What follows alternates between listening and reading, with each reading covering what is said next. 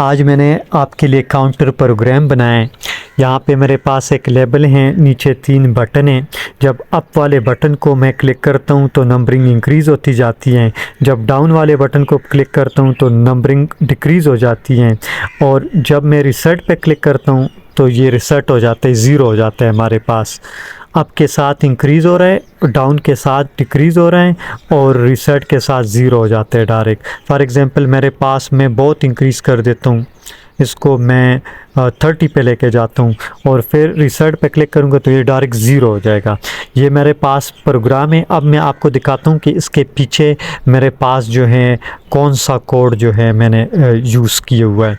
आप अगर इधर आएँ, इधर देखें, मेरे पास 3 फाइल है। ये 3 फाइल है, ये HTML फाइल है और ये CSS फाइल है, ये सारी, ये नीचे तक ये CSS है, और इधर मेरे पास जो है ये जावास्क्रिप्ट कोड है।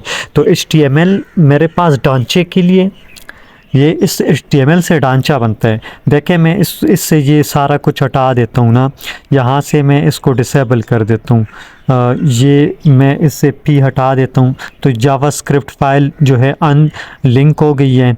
अब मैं CSS फ़ाइल भी इससे अनलिंक कर देता हूँ। तो आप देखें, अब अगर इसको मैं रन करूँ तो आप देखें इधर ये सिंपल ढांचा है। अगर आपको ऊपर नज़र आ रहा हो, ये सिंपल ढांचे, ऊपर एक जो लेबल है और 3 बटन है। लेकिन जब इसको मैं स्टाइलिंग देता हूँ, यहाँ से देखें ये स्टाइलिंग है सारी, और जब मैं इसको स्टाइलिंग देता हूँ, अब देखें मैं इसको स्टाइलिंग दे देता हूँ। यहाँ से मैंने L हटा दिया था ना, L दोबारा मैं लिख लेता हूँ। ये जो सारा आपको नज़र आ रहा है, ये एक्चुअली मैंने इस फाइल को इस HTML फाइल के साथ लिंक किया हुआ है। तो ये मैंने अब लिंक कर दिया। अब मैं इसको रन कर देता हूँ। देखें अब कितना वो खूबसूरत हो गए, स्टाइलिश हो गए प्रोग्राम। पहले छोटे से बटन थे और कोई जो है उसमें कोई स्टाइलिंग नहीं थी। जैसे मैंने CSS फाइल को कनेक्ट कर दिया, इस फाइल को जैसे मैंने कनेक्ट किया HTML फाइल के साथ यहाँ पे, तो वो उसकी सारी स्टाइलिंग आ गई है वापस। अब लेकिन इसमें एक और मसला है, जब मैं इसको रन कर देता हूँ, देखें बटन काम नहीं कर रहे, कोई बटन काम नहीं कर रहा। इसका मतलब कि मैंने जावास्क्रिप्ट, ये वाली जो फाइल है जिसमें लॉजिक हमारा सारा पड़ा हुआ है, ये मैंने यहाँ पे इसके साथ HTML फाइल के साथ मैंने इसको लिंक नहीं किया हुआ, क्योंकि यहाँ से मैंने P को हटा दिया था ना, जावास्क्रिप्ट फाइल को मैंने हटा दिया था। यहाँ पे मैंने पहले P यहाँ पे नहीं था, अब मैंने P पुट कर दिया है। तो जैसे मैंने जावास्क्रिप्ट फाइल को इसके साथ लिंक कर दिया है, ऊपर CSS फाइल को मैंने लिंक किया है, नीचे मैंने जावास्क्रिप्ट फाइल को लिंक कर दिया है। अब मैं अगर रन करूँ इसको, देखें अब बटन सारे काम कर रहे हैं। देखें बटन काम कर रहे हैं। अब पहले बटन काम नहीं कर रहे थे ना, क्योंकि जब मैं यहाँ से जावास्क्रिप्ट फाइल को मैं यहाँ से हटा देता हूँ, फॉर एग्जांपल मैं यहाँ से S हटा देता हूँ, तो ये अनलिंक हो गए। ये वाली जो मेरे पास फाइल है ये अनलिंक हो गई है। तो और फिर अगर मैं CSS वाली फ़ाइल भी हटा दूँ, यहाँ से E में हटा देता हूँ, तो आप देखें अब अगर इसको मैं रन करूँ यहाँ से, तो आप देखें वो 3 बटन है, ऊपर 3 बटन है और छोटा सा लेबल है, ज़ीरो आपको नज़र आ रहा है, लेकिन कोई स्टाइलिंग नहीं है, डेकोरेशन नहीं है। लेकिन जैसे ही मैं यहाँ पे ये लिंक कर देता हूँ, CSS वाली फ़ाइल को मैं लिंक कर देता हूँ, इस फाइल को जब HTML फाइल के साथ मैं यहाँ पे लिंक कर देता हूँ तो उसकी सारी स्टाइलिंग वापस आ जाती है। लेकिन बटन फिर भी काम नहीं कर रहे, क्योंकि मैंने जावास्क्रिप्ट फाइल, इस वाली फ़ाइल को, ये जो फाइल है मेरे पास, इसको मैंने HTML फाइल के साथ अभी लिंक नहीं किया। यहाँ से मैंने इसको हटा दिया था, S को मैंने दोबारा यहाँ पे पुट किए, तो अब देखें ये दोबारा जावास्क्रिप्ट वाली फ़ाइल लिंक हो गई है। और अब अगर मैं HTML फाइल को रन करूँ तो देखें उसकी स्टाइलिंग भी आ गई है CSS फाइल अटैच होने की वजह से, और वो उसके बटन भी अब काम कर रहे। देखें बटन काम कर रहे, तीनों बटन काम कर रहे, देखें तीनों बटन काम कर रहे।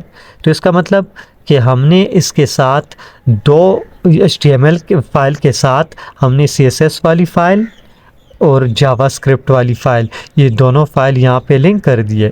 और इसमें एक्चुअली मैं कर क्या रहा हूँ, आप देखें, इसको थोड़ा सा हमें समझना होगा। देखें यहाँ पे मेरे पास अगर आप देखें एक लेबल है और उस लेबल में मैंने क्या पुट किया है, अगर इधर आप देखें ज़ीरो है लेबल में, ज़ीरो अगर आपको नज़र आ रहा है ज़ीरो है लेबल में। और फिर नीचे मेरे पास 3 बटन है, एक बटन, दूसरा बटन और तीसरा बटन। एक में मैंने अप पुट किया है, टेक्स्ट आपको नज़र आ रहा होगा। एक में मैंने अप टेक्स्ट पुट किया है, दूसरे में रिसेट है और तीसरे में डाउन है। ये ढांचा सिंपल मैंने बनाया। और फिर यहाँ पे मैंने स्टाइलिंग सारी की है, बटन्स की स्टाइलिंग है। यहाँ पे आप देखें बटन पे जब हम होवर करते हैं तो होवर की यहाँ पे स्टाइलिंग है। इस तरह से मैंने सारे डिव लेबल सारी बॉडी की स्टाइलिंग की हुई है। और यहाँ पे हमारे पास जो है लॉजिक है सारा। जब हम बटन पे देखें, मैंने 3 बटन्स के लिए बटन्स की आईडीज़ लेके, मेरे पास 3 बटन है, 3 बटन्स की आईडीज़ लेके उनके रेफरेंसेस बना दिए मैंने।